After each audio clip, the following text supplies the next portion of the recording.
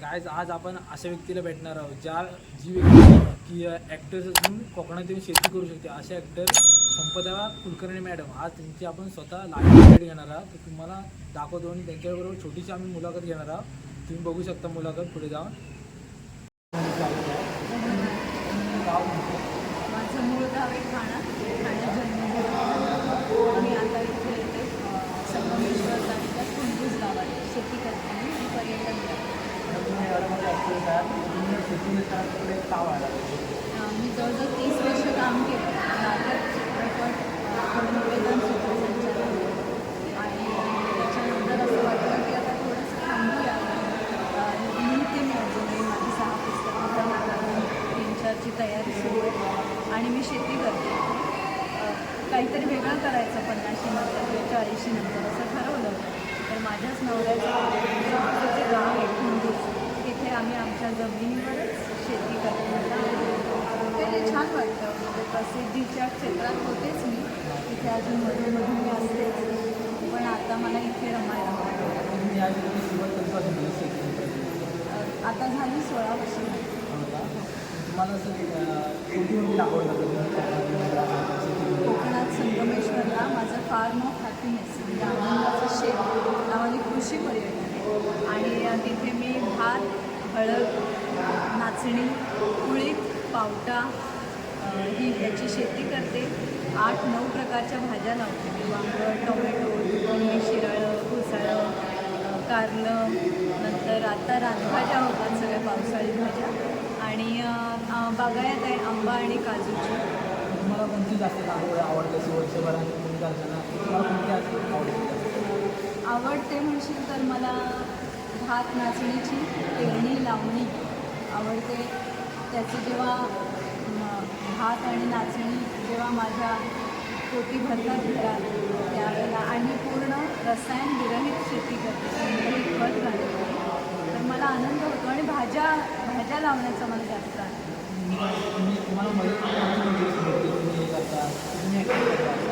मी आणि माझा नवरा राहुल कुलकर्णी आणि माझ्याबरोबर 18 जण आहेत सहकारी. त्याच गावातले वेगवेगळ्या वस्तींमधून आमच्या सहकार्यासाठी लोक येतात. 18 वर्षभर आम्ही काम करतो.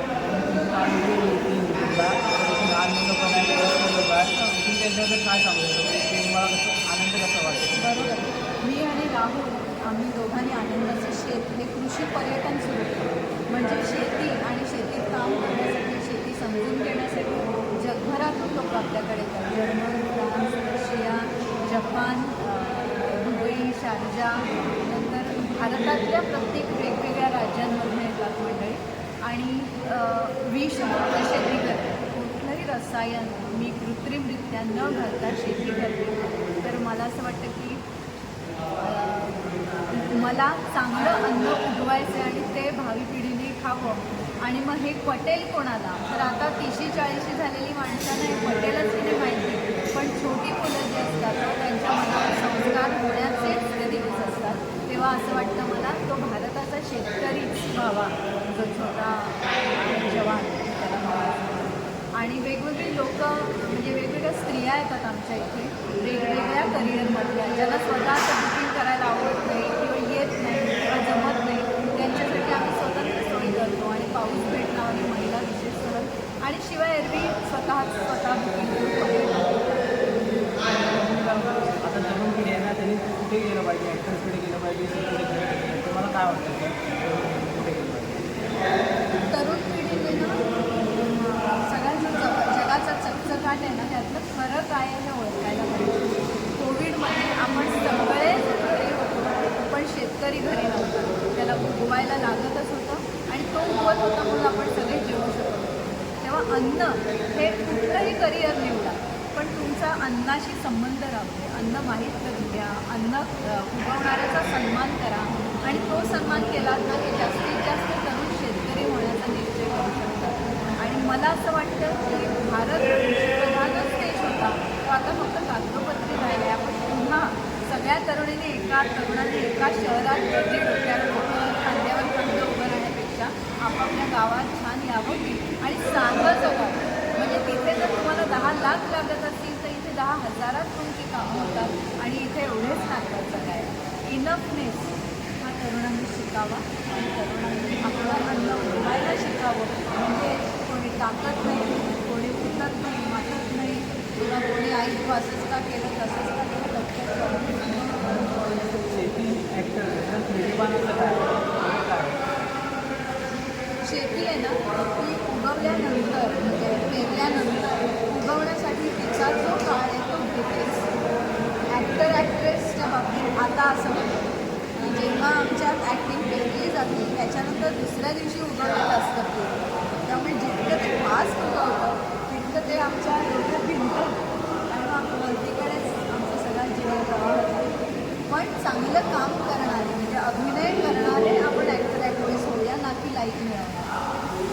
तुम्हाला एवढं सगळी शेती केली ॲक्टर झाली तुम्हाला कोणत्या कोणत्या अडचणी आल्या म्हणजे शेतीमध्ये शेतीमध्ये अडचणी नाही आल्या, पण तेच क्षेत्र मला नवीन असल्यामुळे मला माहीत नव्हतं. जसं अंधारात आपण नव्या घरात पाहू भिंती माहीत नसतात, एकदा माहीत झालं की ते सोपं वाटायला. तसं शेतीच्या बाबतीत झालं की कुठला ऋतू बरोबर, कधी पेरलेलं बरोबर, कधी उगवतं, कापणीचा काळ कुठला वेळा वापरायचा, कुठलं यंत्र वापरायचं, कधी माणसांना जोडून काम करायचं, कितीही यंत्र आली तरी. हे मला शेती हळूहळू मी शिकले, 16 वर्ष लागली. तुम्हाला काय आवडलं एवढं तुम्ही ॲक्टिंग आवडला की शेती आवडला? मला दोन्ही आवडतं, कारण अभिनयसुद्धा अभ्यासपूर्ण करण्याची गोष्ट आहे, गंभीरपणे करण्याची गोष्ट आहे.